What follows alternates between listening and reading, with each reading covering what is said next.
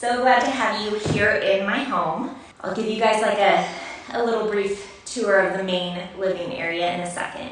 I am so excited about today. I feel like, hey, you got your coffee or tea? Let's just have our cup of joe together, and we're going to read some in scripture, and then we're going to get into really practical teaching today. I hope you are all excited. I am. Let's start in prayer.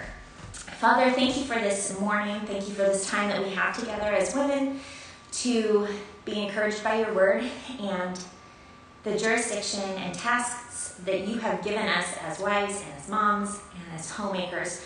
May we glorify you in our approach towards being a homemaker and a gatekeeper and a housekeeper. Lord, would we be a good example to our children? Would we be intentional in making our house a home? And Lord, help us to not make idols out of perfection, but to have our hearts in the right place, Lord, that we would be stewarding the things that you've given us and find the systems and ways to make our homes work for us, to work in a way that works with us. And I just pray for today, Lord, give me wisdom as I'm sharing things, because it's going to be really off the cuff, a lot of what I'm sharing, Lord. So I just pray your Holy Spirit would bring reminders of your truth throughout this time we have together. In Jesus' name we pray. Amen. Okay, thank you all for joining me today. So we're doing things a little differently. Today we are starting out in my home. Isaac took the little boys out to the studio and they're doing something fun out there together. And then I have some of my big guys are doing homeschool in another area of the house as well. And so this morning we are going to be mainly in the kitchen.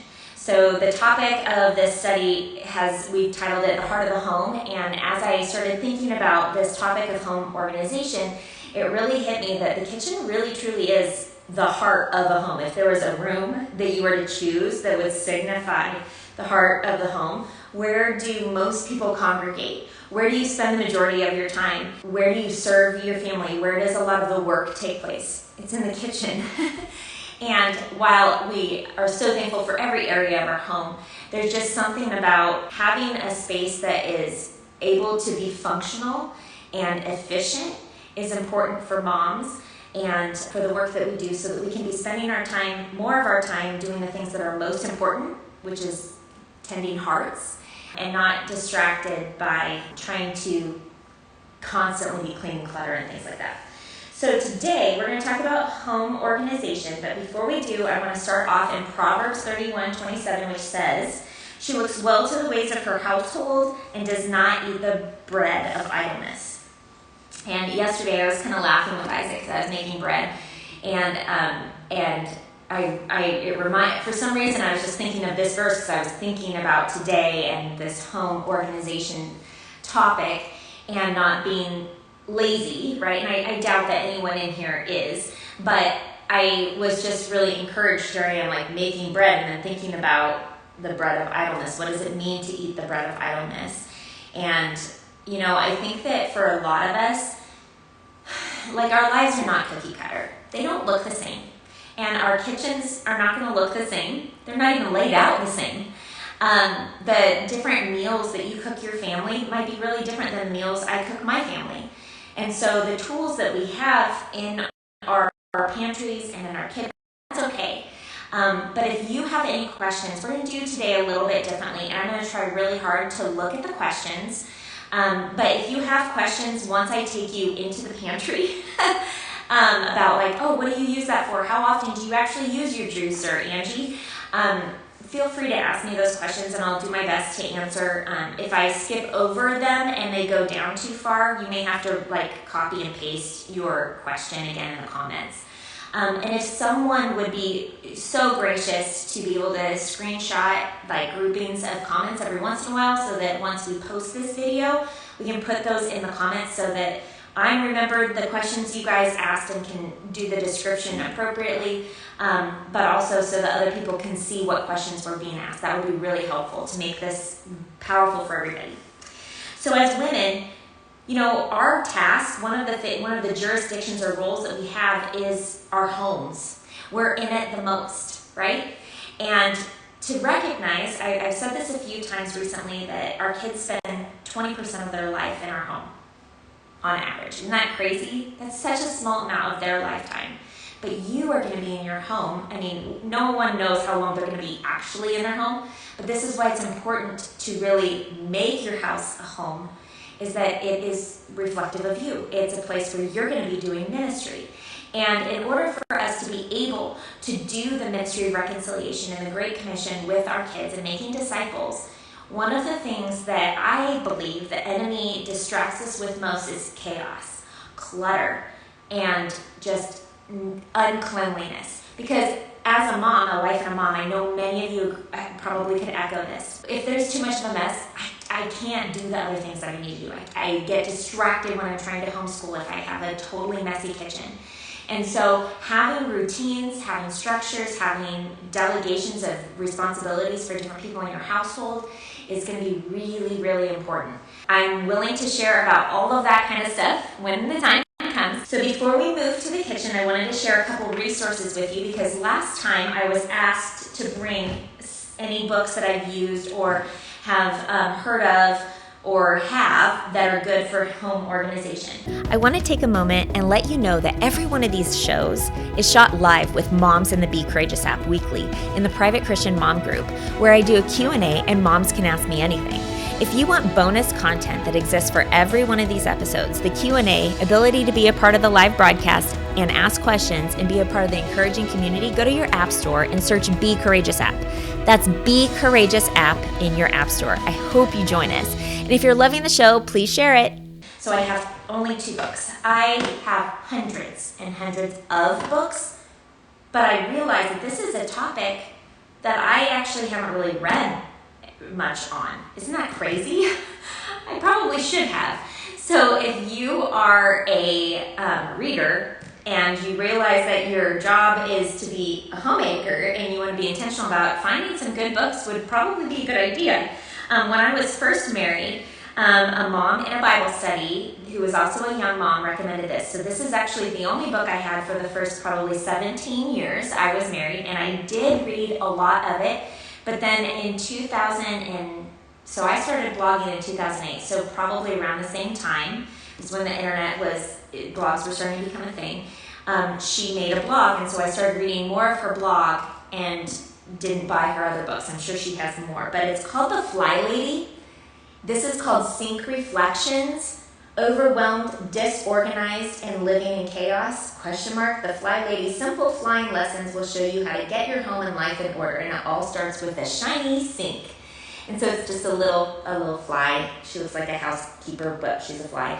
It's by Marla Siley, I guess. It's Cilley. So in here, it's interesting because she is really big into lists and bullet points, which is why this book is super easy to do. I'm going to show you. She has like to-do lists at the end of each chapter. She talks about baby steps and where to begin, and taking your pre-flight checklist. Have you shined your sink? Are you dressed with laced-up shoes? Have you fixed your hair and face? Have you picked out your clothes for tomorrow? It's like really super basic. And so the reason why I got this was not so much myself, but it was because I had a daughter. And I was like, I actually wasn't trained in keeping my house and cleaning my house and organizing and things like that. And I loved to organize, but I found myself constantly changing how I was organizing things. And so I just wondered if there was other wisdom that was out there that I could make sure that my kids were trained in. And so she has like the Fly Lady's 11 Commandments at the very beginning of the book, which I thought I'd just share this with you, and then I'll tell you guys about the next resource. Number 1, keep your sink clean and shiny. Number 2, get dressed every morning, even if you don't feel like it. Don't forget your lace-up shoes. So this was a huge minister to me when I was pregnant with my first, because I had such bad morning sickness and I didn't feel like getting dressed. But when I did get up and get myself ready, it actually made me feel better. So it's good advice. Number 3, do your morning routine every morning, right when you get up. Do your bed routine every night. Number 4, don't allow yourself to be sidetracked by the computer. We could easily say phones now. I think this book is pretty old. Number 5, pick up after yourself. If you get it out, put it away when you finish. So for me, that actually plays a huge part in how I cook. So I don't just get out a bunch of stuff, use it all and then put it all away. Sometimes I will, like when I'm making bread, because I'll make multiple loaves or things like that.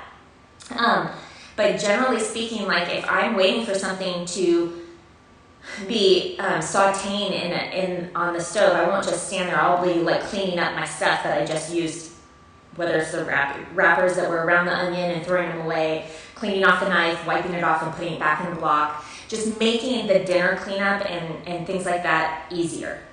It's a really great habit to get into, and trust me, when your kids get older and they start cooking, if they see you do it, it's easier. I have probably, I don't know, 30% of my kids probably would put stuff away when they get stuff out, and then the rest leave it out for the next crew.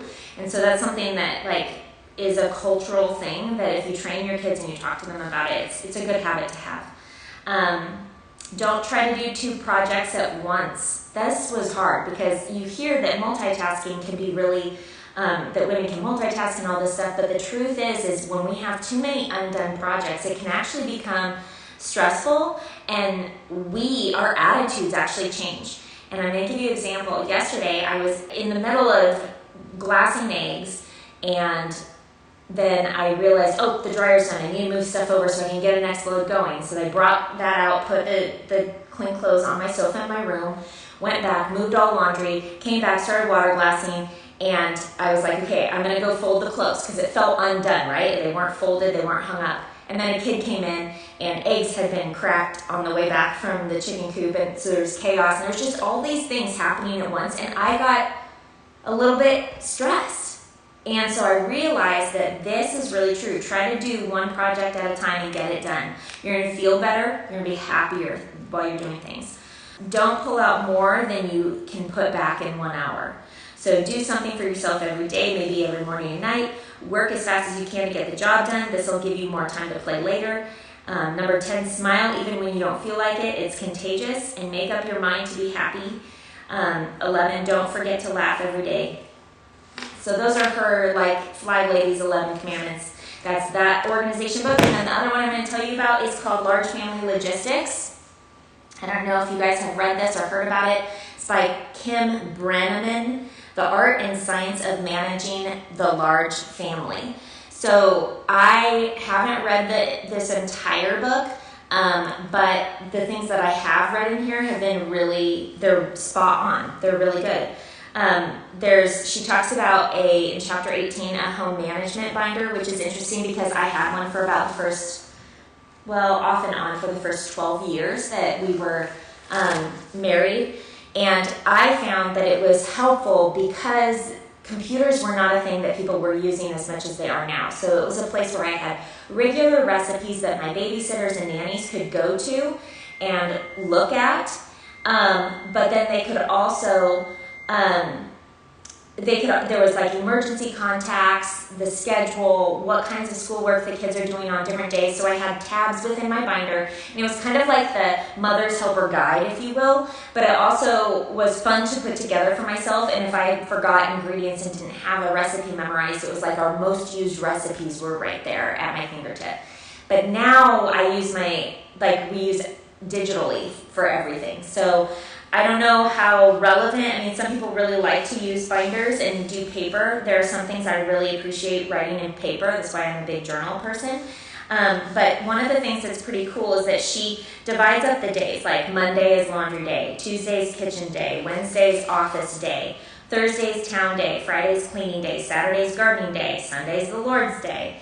And then she talks about morning routines, evening routines, mealtime routines. There's just a lot and then the chapter's over. For me, with a big family, I have gone through seasons where I've done all of my laundry, for example, in one day, but I found that keeping up on it so that it doesn't own an entire day is actually pretty helpful, especially when you have older kids. So I teach my kids how to do their own laundry when they're 8 years old, ish, depending on the kid. And so they'll sort their clothes, load the washing machine, I'll help with the soap, and then they have to move it over, and then they move it over again, and then they have to help with putting it away. And of course, littler kids will help with putting stuff away and filling it up, but they're pretty much able to do it all on their own by the time they're 8 years old.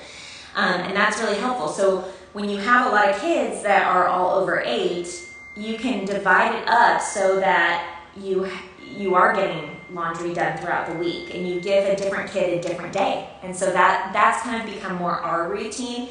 And then I take a day where I'm doing my little boys and Isaac and I on a day when no one else is doing it. So, or on a couple days. So, and then I'm always washing kitchen towels and regular towels every day because we just need them in our house. So that's like a short little glimpse on laundry. But I'm really excited to show you guys the rest of the house. All right, so this is our living room. We have really beautiful view right here. And this is our family room, living room. It's the main area right here. You can kind of see we have 2 bedrooms right here and right there. And then the dining room table, and then the kitchen and a little kitchen nook area right here.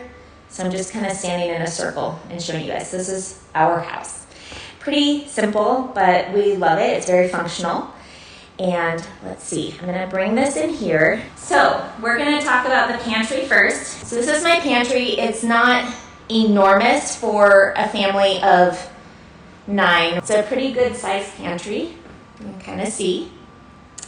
And I'm gonna start here because I think that if you can get your pantry organized in a way that it is helpful for your whole family to function, then you're going to find yourself having more time in your schedule, and you're going to enjoy it. And it's hard when it gets chaotic. So right now it's pretty clean, I would say, from this shelf down.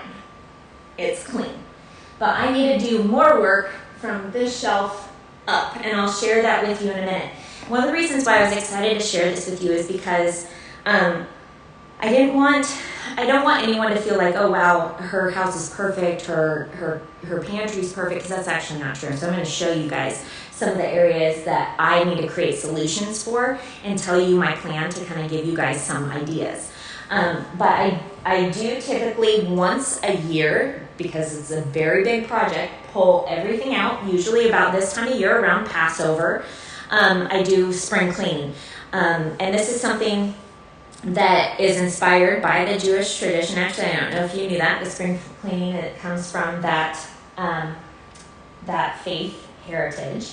And it's all based upon cleaning out the yeast, cleaning out, getting rid of dirt and all of that kind of stuff. And so we will pull everything out, or I will, and the kid Lils will help me, and then I wipe everything down, clean jars, put things back. And so I'm going to share some of my tips and tricks that I've kind of learned over the years of how to organize a pantry that might make it a little easier and give you guys some ideas. Take them or leave them. You don't have to do it my way. You see all of my 10-gallon buckets there?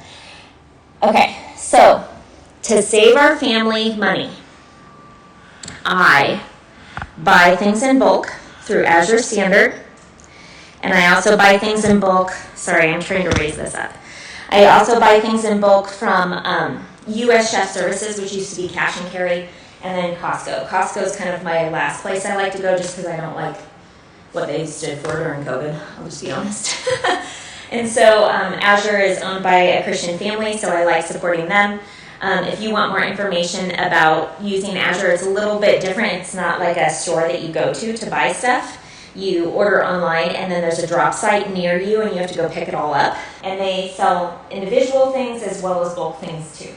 But I got my 10-gallon buckets. I'm going to grab one. So I get these 10-gallon buckets at US Chef Services, and I'm trying to think how much they are. They're not cheap, I'm not going to lie. And then I buy my bulk foods, like when I buy rolled oats, Bob's Red Mill rolled oats. I just open the bag, and an entire bag fits in here, which is pretty perfect. So one other thing that I was going to teach you guys regarding this, because you don't want to get bugs. When you're storing lots of food in a container, you can end up having an issue with bugs in the springtime. Obviously in fall and winter, if you live anywhere like in the country, you can even struggle with potentially having mice try to get into the house.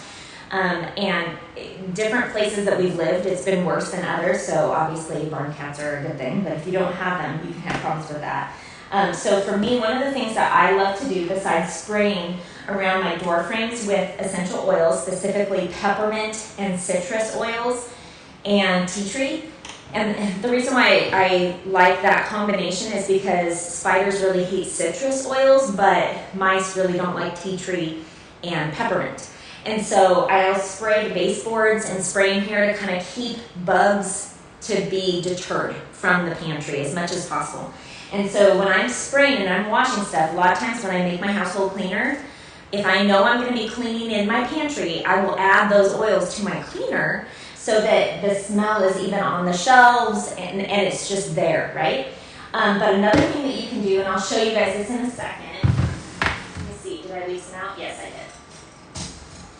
Bay leaves. So bay leaves, I mean, they really don't have much flavor. It's kind of funny to me that we cook with them when we cook with soups and stuff. But I put bay leaves in every single one of my dry goods containers, and that also deters mites and, what are those little, they have a funny name, weevils. You guys have this crazy story. So years and years ago when we lived in Portland on our vineyard, I was grinding my own wheat and making bread, and I had a huge Rubbermaid tub. I used to keep them in boxes because the way our pantry was is it was a closet that just went straight up. There was no side, and so I couldn't fit in round stuff. It didn't make sense. So I had Rubbermaid tubs on the bottom on the floor that were filled with my red wheat berries and my white wheat berries, and I got weevils, and it was really awful. It was just really awful. So I started doing research, and one of the best things that you can do to deter weevils is to have bay leaves inside your jars. So I put it in my flour, I put it in rice, I put it in oats, steel cut oats, literally everything, sugar, all of it. But one of the things that's really cool is that this has been, especially living far away from the grocery store, or even if you had a grocery store next door or down the road. As moms, we want to, for me, I want to limit how much I'm going to the grocery store because then I have more time at home actually discipling my kids and being purposeful, and I have just so many things I'm trying to get done in my home. And so for me, even years and years and years ago, I wouldn't have called us preppers by any means. It was more of we want to have at least 3 to 6 months worth of food on hand because buying bulk is cheaper, so it's easier to feed a family, bulk. And also, then I'm doing less grocery shopping. The time I'm spending at the grocery store is less. And you can just start with a few things. If you don't have anything in bulk, what would be the first thing that I would recommend? Well, if you bake bread, I would say red wheat berries, grind your own flour. Or, if that's too complicated, just buy flour in bulk. And start there. Rice is another thing. Our family eats a ton of rice, you guys. And so if your family likes rice, buy rice in bulk. Buy rolled oats in bulk. We eat oatmeal 4 to 5 days a week. The other days we eat eggs. And so we have steel cut oats and regular oats down there. Okay, so that's my big containers. And then just so you guys know, I can't walk you down the hallway because our internet, it could trip up and stop the live. But in the hallway closet, down here on the, on the right there, I have more 10-gallon buckets that have different things that are I fill up these buckets or I trade them when they're done. So once I'm out of the white rice here, I'll go get the white jasmine rice 10-gallon bucket and I'll put that there and I'll put the empty one there. Then when my closet has a whole bunch of empty buckets, that's when I know I need to go do a bulk run to U.S. Chef Services or whatever. So I'm going to show you guys some of my stuff. So for years and years, a long time ago, people started becoming aware of the dangers of BPA, plastics, and storing food in plastics and all that kind of stuff. And they kept saying glass is the best thing to use. And so immediately, my great-grandma, she was a huge part of my life. My mom worked full-time, and my great-grandma would take care of us every summer, and she was born in the Great Depression. Well, before the Great Depression, she was born in 1914. And so she was 75 when she started taking care of me and my brother, and she took care of us until she died, and she died at 94, I think. But she used to have jars of just canned goods because her sister grew up on a farm, and so she had mason jars. And I always played house down in her basement cellar where her laundry machine and her washboard was and her mason jars. And I just loved how it looked. I'll just be honest. I loved how it looked, and I loved that I could see what was in it. And so I started way back, I don't even remember, let me think. For sure it was in our Happy Valley house. So the first 18 months that we were married almost 25 years, I started collecting mason jars and using them to store my food in. And it is one of the best ways to have a pantry look organized, to have it look like it all matches without it being too crazy expensive. And you can do it over time because mason jars are not going out of style. They've been around forever. You can get them used on Facebook Marketplace or garage sales or old estate sales. And they're just so incredibly useful. So I have everything from my lentils to like baking soda, barley, pearl, even like my, this is my dried parsley from my garden last year. We got about 2 of these, and then we gave a bunch away also. And this is all I have left, you guys. I'm so glad it's almost garden season. But I even have like herbs or orzo, nuts, my brown sugar, which, by the way, here's a tip. If you have a hard time with your brown sugar getting hard, just put a marshmallow in it or a piece of bread, and it will keep your brown sugar nice and soft and easy to use. And then I have my white rice flour for my bread making because that's what I use before I put it in a proofing basket. Literally everything. So here's our oats, but you guys saw the 10-gallon containers of oats down there.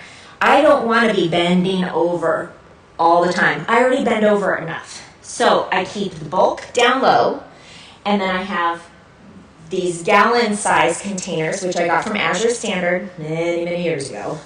And I will keep a gallon of them. And then when it gets low, either me or one of the kids will fill it up. And then I put it right here, and I'm not bending over as much. So I have all my breads, baking stuff, my rices, my main grains that I use every single day are all right here, easy access where I can get them. And then it's easy. Everybody knows where it's supposed to go because these jars are bigger than the other jars. So they know not to put them up there. And so they all just stay right there, and they're super organized.